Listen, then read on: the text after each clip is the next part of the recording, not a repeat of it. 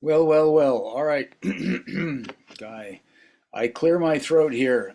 January 6th. Well, there's something to talk about. Here I'm thinking that I'm going to have a clear picture of what I'm going to be talking about here. Of course, knowing me, I mean, seat of the pants kind of thing. Well, I had a few phrases. I got a jumble of some beautiful things that have taken place already today. It's about 1:30 in the afternoon. So I've been out for a morning hike.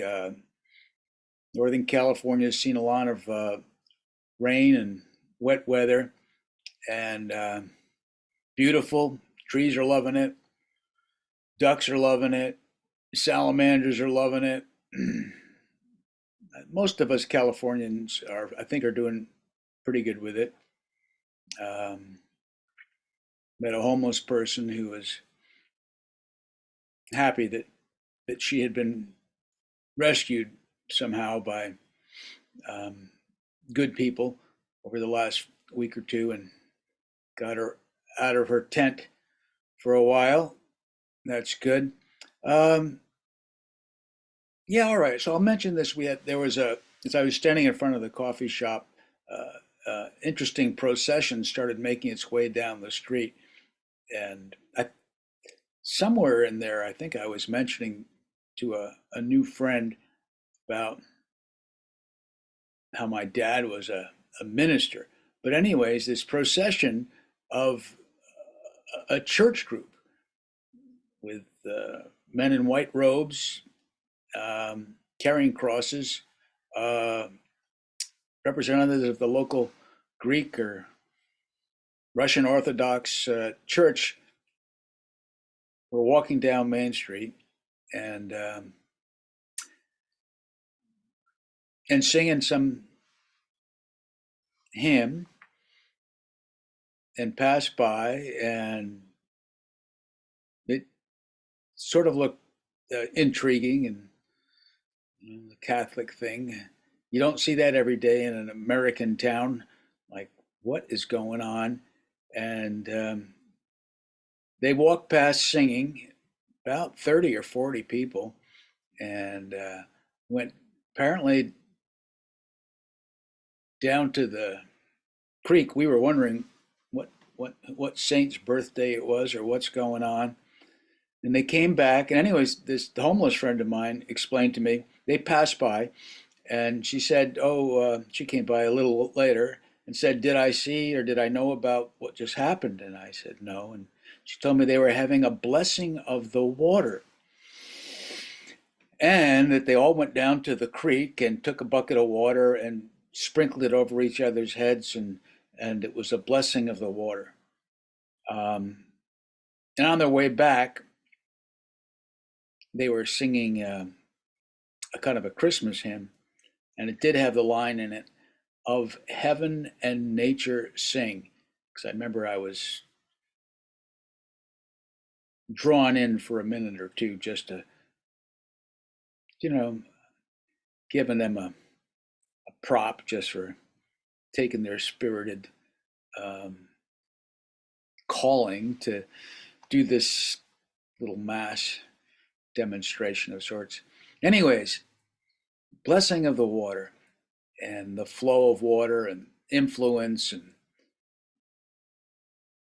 the year 2023 and heaven and nature sing. I'm just kind of throwing these ingredients in today's brain out there. Um, I was plowing through a little more this book last night. Interesting. I'm finally like being, James Joyce is like one of these authors that you had to be an exclusive club to ever have read him. As I know, it's just people go on, and I just was not part of that club, or at least not too deeply. Um, but he's enjoyable and interesting author from Irish author. For those who don't know, I think he passed away in the 1940s, I believe, and he was born in the 1880s. And Irish, and his book was Ulysses was banned in the USA for 30 or 40 years for obscenity, so that sort of gave it a certain sheen back in the 1960s. But it's pretty much interesting. Beyond that, reminded me a little bit. This book reminds me a little bit of Kerouac and Jack London. It's autobiographical, basically, but about his youth. And I'll just read one line from it, because I'm not here to explain it. Uh,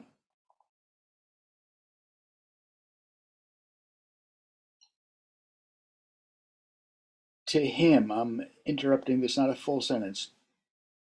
Dot dot dot. To him, comma, a priest of the eternal imagination, comma, transmuting the daily bread of experience into the radiant body of ever-living life. Now, in this little line here, I mean, I could go on with the earlier paragraph, and he's coming into his own sense of what his calling was in life, that he was going to be a priest of the eternal imagination, transmuting the daily bread of experience into the radiant body of ever-living life. I like that line. I marked some pages, and I just happened to open up to this one. And I go, this book, David Copperfield, was sitting under my computer because it gave me a little extra elevation, you see, like that. And that's what I had yesterday. But this morning I pulled it out because I noticed that it had all these markings on the pages. Like, I really went to town when I read this one. There were so many interesting little phrases and turns of phrases and thoughts and concepts. I've become a Charles Dickens fan. I don't mean to be quite such a snob. I kind of missed out on all this as a teenager. I was so, I never think I read any of my assignments or, oh, that's not true. But I mean, I specifically remember not reading Great Expectations and basically cheating and getting some little dozen-page thing that. Anyways, here's a line that I'd marked and randomly opened up to. And all right, this is just, I can't give you too much explanation. There's just a couple of words I want just to poke into your mind and share with you. That I want to be satisfied about, she replied with provoking coldness. Oh, it was only whether people who are like each other in their moral constitution. Is that the phrase? It's as good a phrase as another, said Steerforth. Thank you, she says. Whether people who are like each other in their moral constitution are in greater danger than people not so circumstanced, supposing any serious cause of variance to arise between them, comma, of being divided angrily and deeply, question mark. It's not so much her questions that's being posed, which apparently is whether people who have a closer bond of sense of morality are more prone to having being divided more angrily or deeply if they come up become some circumstance. That may, I'm not even going to, not thinking about exploring that. I wanted just to think about that term, moral constitution. She even says, is that the phrase? And I'm thinking of that in terms of our modern politics and Democrats and Republicans, and what does somebody have a completely different moral constitution? Is that, is somebody so bad that their morality is so tilted? And I'm not sure. I think we're just kind of lost from the positive in each one, in each. But I think there's a lot of blindness, like this Project Censored kind of brings up that concept of things are censored or things are forbidden forgetting to think about the other side. So I like that that term moral constitution because I thought, well, that's a lot like what is that? I mean, what you're built on, you know, you and I or anybody, um, moral constitution. Um, in this movie, I see, I do just pass the time watching movies and reading in the evening. Nope. I just wanted to get, I wanted to soak in some contemporary movies, and I heard something about this, and it looked at least exciting, and it was an interesting way. Um, the Moral Constitution. It's a big. This deserves a show in itself. Jordan Peele, a wonderful new director. Um, I don't know if the movie quite succeeded in my mind in that zone, reminding me of a New York Times article of the 20 greatest motion pictures of all time. And what makes a great motion picture? That'd be a big question. But let's go back to Moral Constitution. Moral Constitution. And Joyce's concept of him being a priest of the, what was it, everlasting life or the radiant? Well, that was such a good turn of phrase, too. A priest of the eternal imagination. Yes. Jimi Hendrix, Robert Hunter, Jordan Peele, Dickens, all of us sharing this moment and kicking it around and wanting to give back and um, but I the last show I was kind of radical in suggesting that I was pretty much more feeling more of empathy, or maybe you all know this by now, or understanding, I guess, with people who are, to some degree, anyways, small degree or maybe a large degree, who are now what some would call conservative Republicans. Republicans like the founding of the Republic, Benjamin Franklin, the American Revolution, the French Revolution, the Spanish Civil War. Who were the Republicans? They were the ones who fought against the fascists. They were the people, the ones who thought that they were going to carry their country on their shoulder. That's what Republicans were.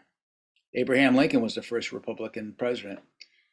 The Republican Party was started just a year before that, really with a mission, I think, to basically end slavery. It's not all black people, or not all white, or not all, you gotta poke around. So I'll just say like three things with the moral constitution that strike me as that puts me more moving in a zone of conservative, even though I do believe a planetary evolution, revolution, etc., is still destined as somehow, if survival, and it will, anything, things are going to work out. So moral constitution.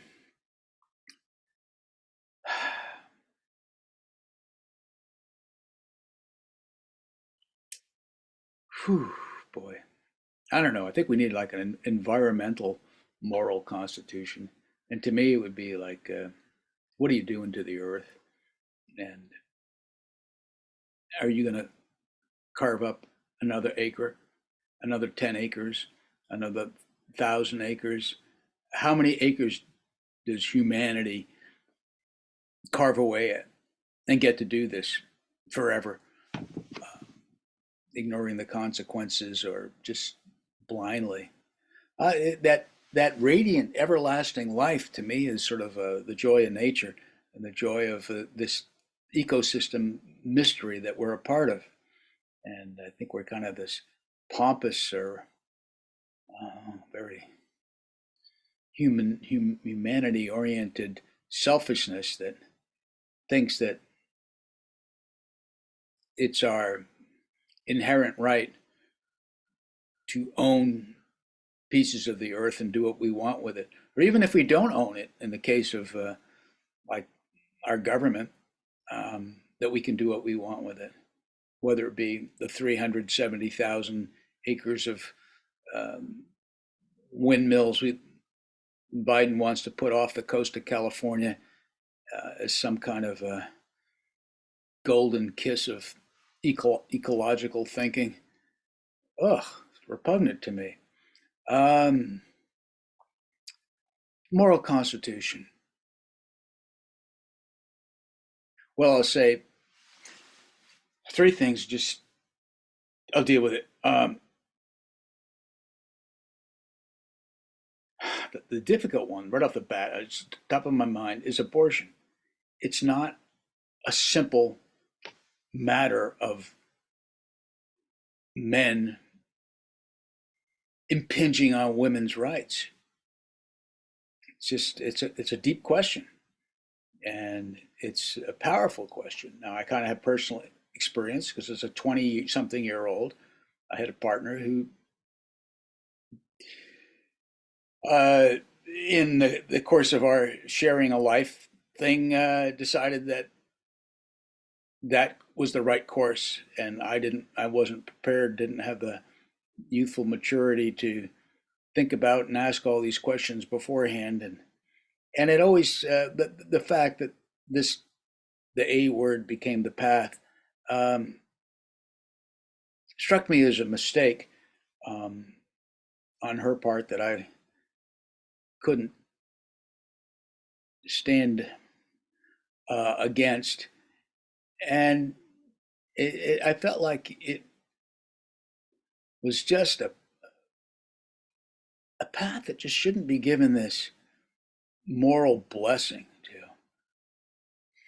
Maybe forgiveness for anybody or everybody, but doggone, just it's not a black and white issue. It's life. Anyways, I threw that out there. That's a touchy one right off the bat. Scare a lot of my women friends. You can't help it. It's like, I mean, a compromise would be what, 3 months?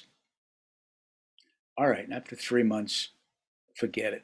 If you can't make up your mind before 3 months, your life is in danger. All right, I can understand that. Um, and even then, I'm gonna have to ask for forgiveness and just wish that just praying or that humans come to the realization, all humans, male, female humans, come to the realization that it's not a respecting uh, ever living life. There's no respect. It's not deep enough. Um, and it needs to be deep because I don't think there'll be any environmental solution on our planet until that'd be just anybody who thinks that has no repercussions or that's just a green light, that's an automatic. I don't think you're the kind of person who's going to understand ecology. You probably don't understand me. The A word, abortion, to uh, spending by the government to create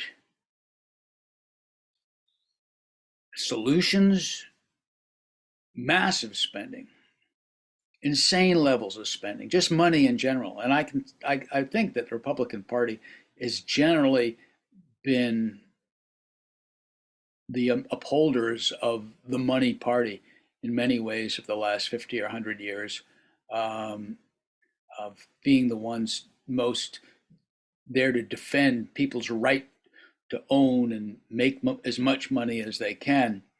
Um, and I believe in freedom, basically. And I believe, well, I feel like you gotta give people more freedom than less freedom. I guess my gripe is to me the insanity of our current spending and the fact that the government, these giant $1 trillion plans, um, I think they're so lost from reality. These 4,000 page bills that nobody knows what's in them. I think they're mentally ill and disturbed, and they seem to be predominantly a product. Well, they're both parties, and all the earmarks and all that BS.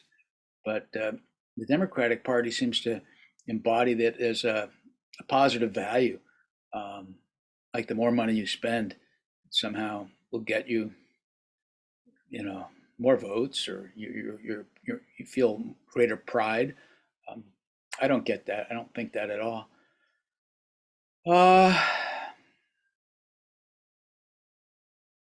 I could talk about our response to the COVID epidemic, the mandates, scary mandates of mandatory vaccinations for children who have to go to school. If I was a parent, I wouldn't know what to do. I would leave a state of California if I was told my children had to be vaccinated. This tends to be a Republican value that says no, that's not you. That's overreach. Um, that's sort of where some of my Republican values come from, and I'm saying this as a way maybe for some Democratic type person, which is seems like 95% of my environment, friends and family over the years, might look at this and go, well, maybe you understand a little more where the red state is coming from. And there's more than that. I mean, we are a country, and this is, I think we've kind of come up with this mindset that from the mid 20th century, and maybe coming out of World War II and the noble liberal vision, um, this uber nationalistic kind of thing, whether, Hitler, fascism, etc., that a nation itself somehow, maybe it's just our nation because we have we've screwed up the planet so much. We've abused cultures and the world, and basically in terms of, it's our military mission to bring peace to the world, as well as to protect the moneyed interests of our lovely system. Anyhow, I think systems can only be changed effectively and powerfully when people are on board and feel part of it, and that seems to me to be more of a right now of a, I guess you might say, sort of a Republican mentality. I don't know. I didn't want to go off into I didn't know what I wanted to go off into. Blessing the water. We're all water. We all influence each other. So cheers to James Joyce, Charles Dickens, Jordan Peele, Jimi Hendrix. You, thank you particularly. Anybody who could possibly sit through my chat is just amazing. Amazing. All right, God bless. Rock and roll out of here.